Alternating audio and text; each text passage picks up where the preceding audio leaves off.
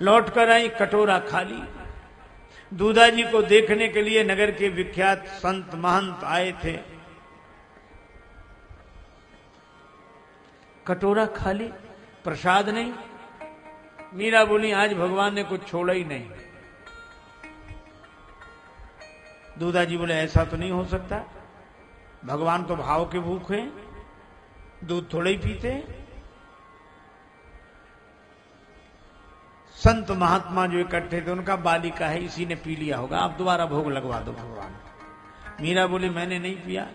और दूधा जी कहे कि बालिका ने अगर पी लिया तो भगवान के भोग लगाने की बात तो कहकर तो मुझे लगता है कि झूठ बोलना सबसे ज्यादा गलत है। और मीरा कहे कि मैं सच बोल रही हूं।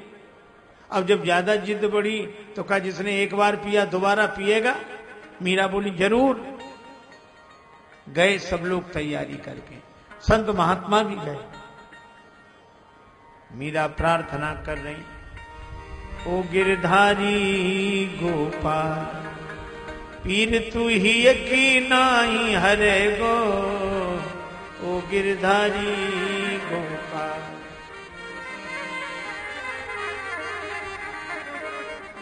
प्रथम पात्र में शेष न छोड़ा, अब क्यों पीने से मुख मोड़ा। पी ले थोड़ा दूध देवता, तेरो कह बिगड़े गो, ओ गिरधारी गोपाल। थोड़ा दूध पी लो, तुम्हारा क्या बिगड़ जाएगा। मीरा कहने लगी दूध कटोरो भर के आई, संत पितामह परिजन लाई। हे कन्हाई ये सब समाज मेरो उपहास करे गो, ओ गिरधारी गोपाल। फिर भी कोई परिवर्तन नहीं हुआ तो मीरा कहने लगी मंदिर में मेरी रुचि राखी, लखी न काहू ने वह झांकी। तुझ बिन या बिनीत मीरा की, साखी कौन भरे गो, ओ गिरधारी गोपाल। मीरा मूर्छित होकर गिर गई। हिले राजमहल डुले खम्भ श्री मंदिर के, खुले दिव्य दर्शन को सभी के द्वारे हैं। कांप गए पंडित दंभ भाजे, हृदय को त्याग बाजे, एक साथ घड़ी शंख और नगारे हैं। दर्शक विनीत भव्य भाव में भुलाए गए, ऐसे अकुलाए गए पीत पटवारे हैं। एक ही नख पे गोवर्धन धार्यो जिन, उन चार भुज मीरा के प्रेम में पसारे हैं। चतुर्भुज भगवान प्रकट हुए। सबने देखा दूध का कटोरा खाली। दो भुज से पैसे भर्यो लीन्यो पात्र उठाए, और दो भुज से नंदलाल जू मीर ही रहे जगाए। दूधा जी की आंखों में आंसू आ गए। दूधा जी से सब लोग बोले देखे जग के जोगी भोगी, ज्ञानी तपसी त्यागी, आज विधाता की सृष्टि में दूधा जी बड़भागी। दूधा जी बोले भक्ति भावना लिए हृदय में आई मीराबाई, और जिसने मेरे जन्म जन्म की पूजा सफल बनाई। दूधा जी बोले बेटी आज से तुम ही भोग लगाया करो। मीरा बड़ी प्रसन्न हुई, रोज जाती भगवान को भोग लगाती। सरलता। और तो और एक दिन मां के साथ छत पर घूम रही है मीरा।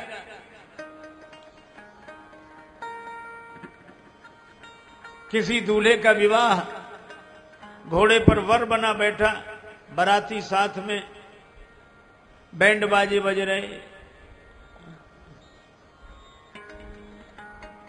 घोड़े नाच रहे।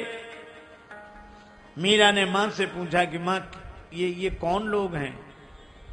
मां ने कहा कि बेटी ये तुम्हारी जो सहेली है उसका विवाह, ये उसका वर है। मीरा बोली फिर मेरा वर कौन है। मां ने कहा कि तुम्हारा वर अभी नहीं है। क्यों नहीं है? जब उसके हाथ पांव नाक कान है तो मेरे हाथ पांव नाक कान है। जब उसका वर है तो मेरा वर क्यों नहीं? मां कैसे समझाती। एक सरल उपाय सोचा और कह दिया मीरा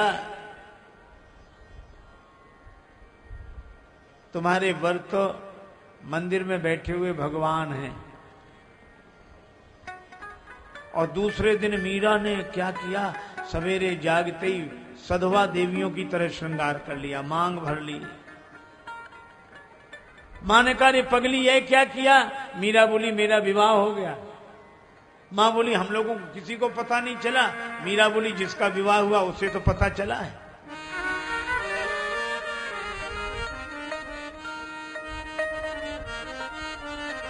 कब हुआ विवाह? सपने में। मां बोली, सपने के विवाह कहीं सत्य होते हैं? मीरा ने कहा कि संसार से जुड़ा हुआ सत्य का संबंध भी सपना है और भगवान से जुड़ा हुआ सपने का संबंध भी सत्य है। हेरी माई माई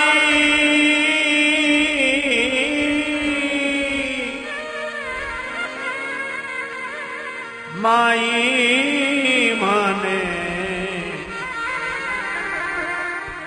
सुपना मां परण्या जी दीन नाथ सुपना में परण्या जी दीना सुपना में परण्या जी दीनानाथ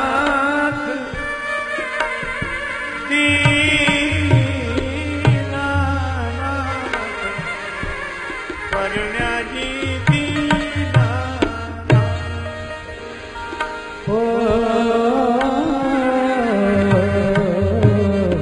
सुपना में परण्या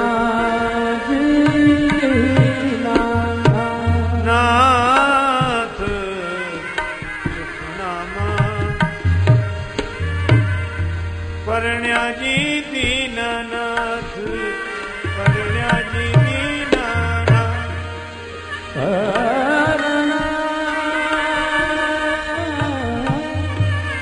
परण्या जी दीनानाथ। 56 कोटा जना पधार्या 56 कोटा जना पधार्या दूल्हो श्री ब्रजनाथ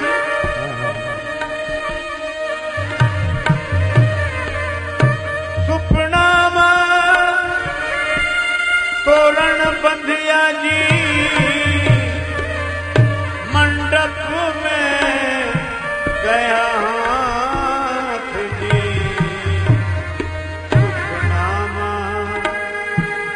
परण्या जी दीनानाथ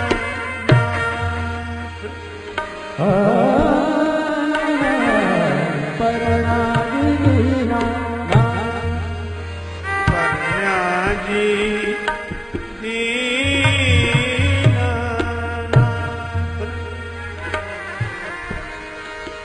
परण्या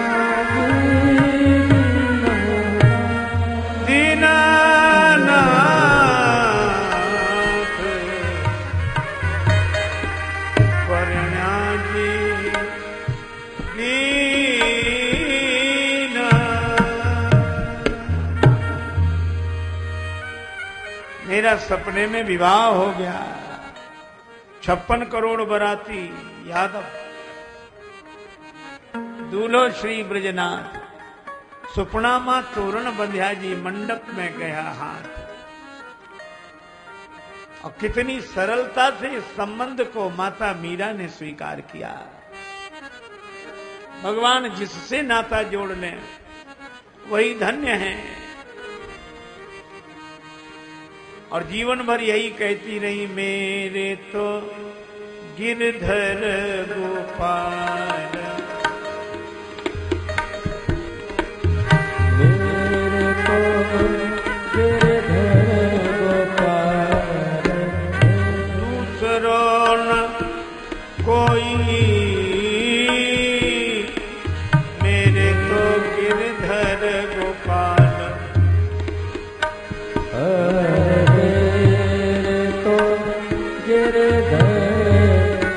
पार दूसरा न कोई मेरे तो गिरधर गोपाल। गिरधर गोपाल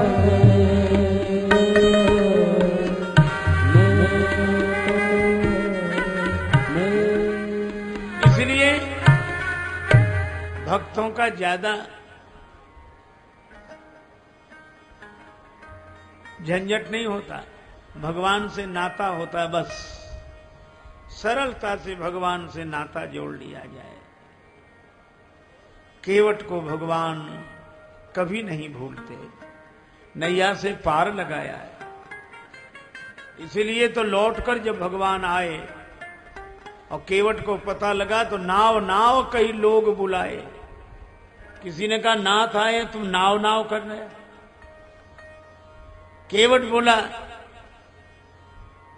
कि औरों का तो भाव के कारण भगवान से नाता जुड़ता है, मेरा तो नाव के कारण ही जुड़ा है। लेकिन जब पता लगा कि भगवान विमान से आए हैं, केवट आंखों में आंसू भर के कहता है, प्रभु मेरी नाव में बैठकर उधर नहीं चलोगे उस पार?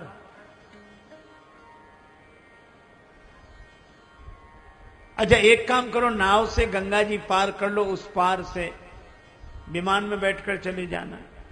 राम जी ने कहा मेरा भी मन है कि तुम्हारी नाव में बैठ के गंगा जी पार करूं। तो फिर प्रभु कठिनाई क्या है? राम जी बोले कि भैया पहली बार की उतराई तो अब तक नहीं दे सका हूं, अब किस मुंह से तुम्हारी नाव में बैठ जाऊं। भगवान केवट के ऋणी हो जाते हैं। यह प्रभु आगे बढ़े। ग्राम बधूटियों ने देखा राम जी, लक्ष्मण जी, जानकी जी को। लोग देखते हैं, चर्चा करते हैं। भगवान प्रयागराज पधारे और प्रयागराज में स्नान करके भरद्वाज जी के आश्रम में आए। भरद्वाज जी ने स्वागत सत्कार किया, प्रभु रुके।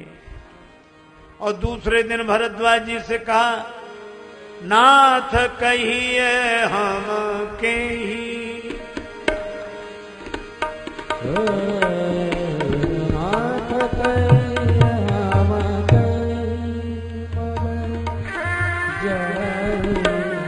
के ही मग जानी, के ही मग जानी, के ही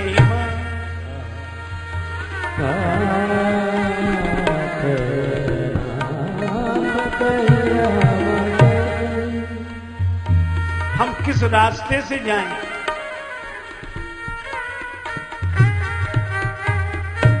अच्छा देखो, आपके शहर के चौराहे पे कोई व्यक्ति खड़ा हो और आपसे कहे कि हम किस रास्ते से चले जाएं, तो आप क्या कहोगे? कि चाहे जिस रास्ते से चले जाओ, क्योंकि भाई यह तो बता नहीं रहा है किस रास्ते से उसे जाना है। नाथ कही हम कहीं मग जाई, किस रास्ते से जाएं?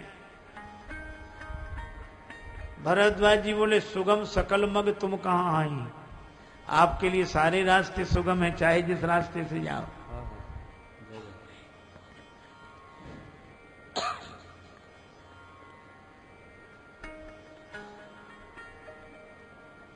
पर भगवान कह रहे हैं कि महाराज रास्ता आप ही बताओ, लक्ष्य भी आप ही बताओ, न मुझे लक्ष्य का पता है और न मुझे मार्ग का पता है। लक्ष्य आप बताओ और मार्ग भी आप बताओ। अच्छा ठीक है, हम रास्ता दिखाने वाले बुलाते हैं।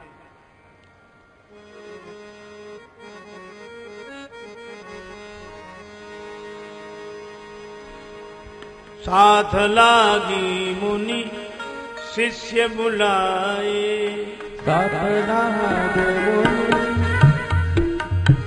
बुलाए, साथ लागे मुनि शिष्य बुला तात लागे मुनि शिष्य बुलाए। सुनि मन मुदित 50 आए। सुनि मन मुदित 50 आए।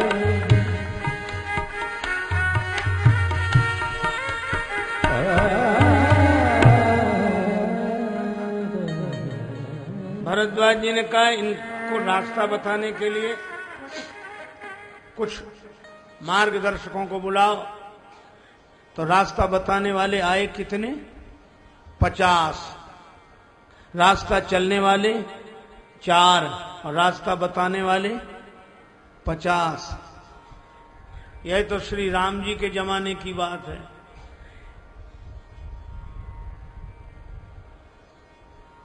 और आज के जमाने में तो सब रास्ता बताने ही बताने वाले हैं।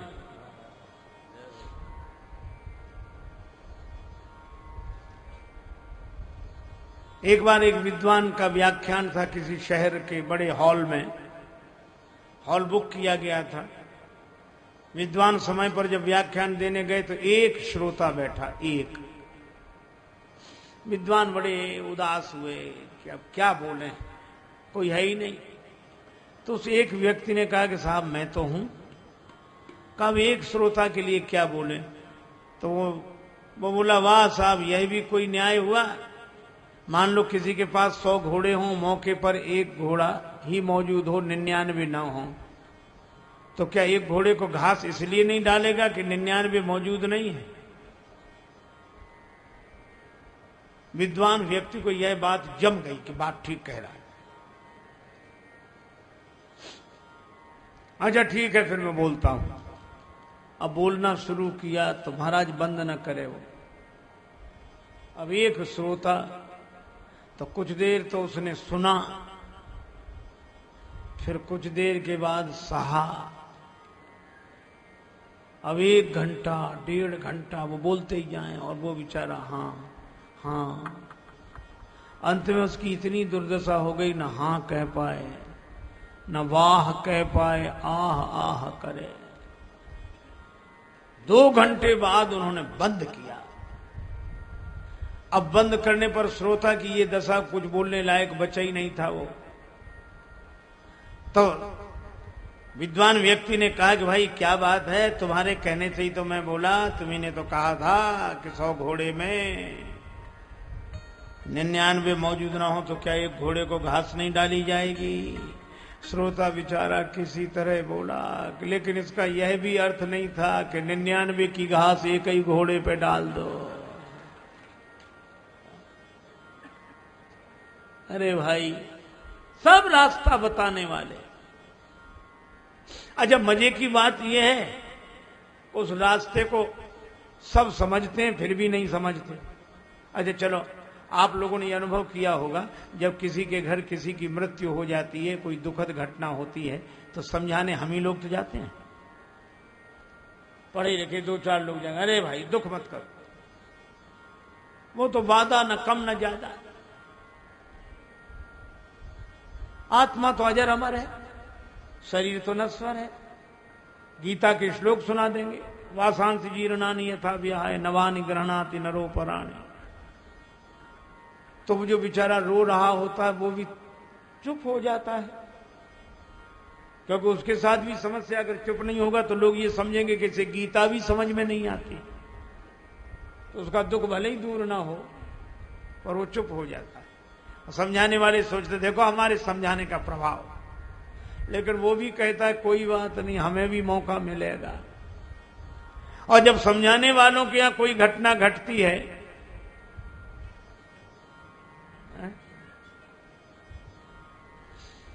तब फिर वो आते जिन्हें हम समझाने गए थे, और वो भी आके यही बातें कहते हैं कि शरीर नश्वर है, आत्मा अमर है।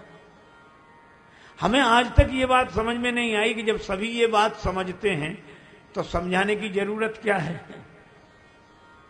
हमें तो लगता है कि हम कोई नहीं समझते हैं, और हम यह समझते हैं कि हम सब समझते हैं।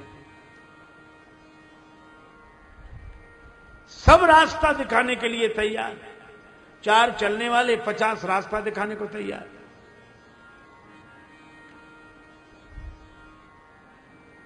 तब भरद्वाज जी ने 4 ही मार्गदर्शक चुने। मुनि बटु चारी संग तब दीने,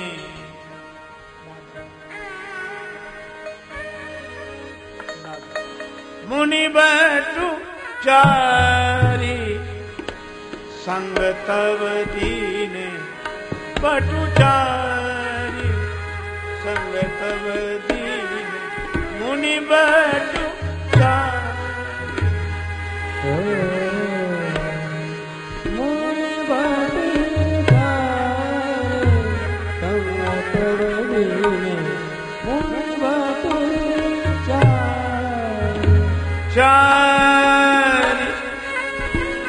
चारी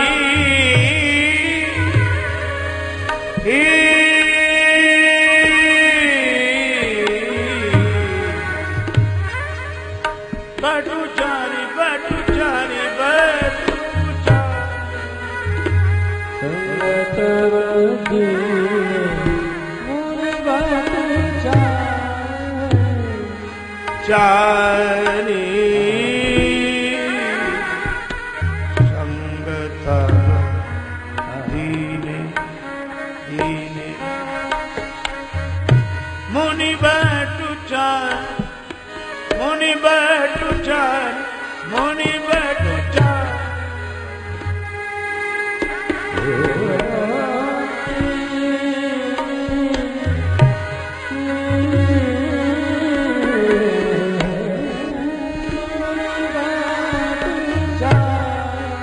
चार मार्गदर्शक दिए और ये चारों गए। भगवान यमुना किनारे तक पहुंचे। उतरी नहाए जमुन जल जो शरीर समश्याम, और ब्रह्मचारियों को वहीं से विदा किया। भगवान फिर आगे बढ़े। गांव की देवियों ने देखा, नगर के नर नारी भगवान का दर्शन करते हैं, ये बड़े सुंदर हैं।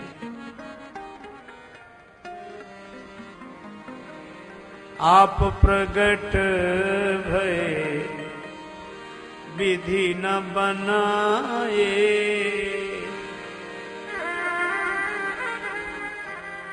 इनको विधाता ने बनाया नहीं है। एक कहिए सहज सुहाए, एक कहिए सहज सुहाए, आप प्रगट भये विधि न बनाए, आप प्रगट भये विधि न बनाए, आप प्रगट भये विधि न बनाए। ये अपने आप प्रकट हुए, इनको विधाता ने बनाया नहीं। तो दूसरी सखी बोली, तुमने कैसे जाना कि नहीं विधाता ने नहीं बनाया? बोली ऐसे, क्योंकि विधाता ने जिसे बनाया है उसमें कोई ना कोई कमी रह गई।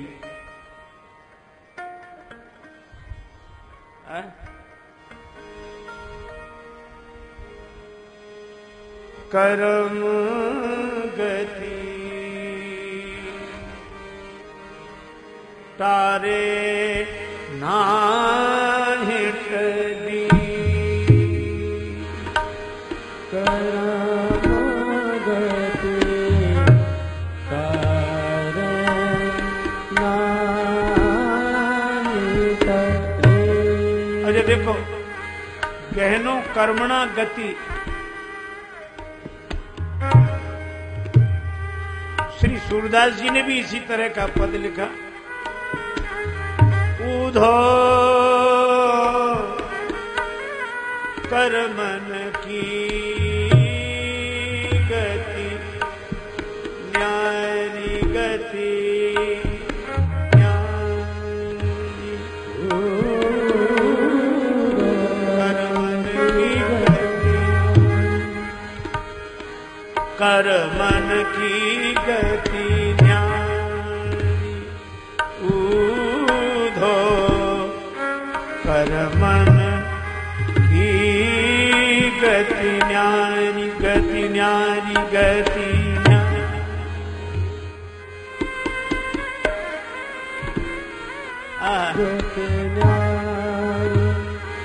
उज्ज्वल पंख दिए बगुला को, जो इतना कपटी मछली को खाने की कुचेष्टा में तरुण तपस्वी की तरह बिल्कुल सफेद बगुला को ऐसा रंग, उज्ज्वल पंख दिए बगुला को, कोयल कर दीनी कारी, ऊधो कर मन की गति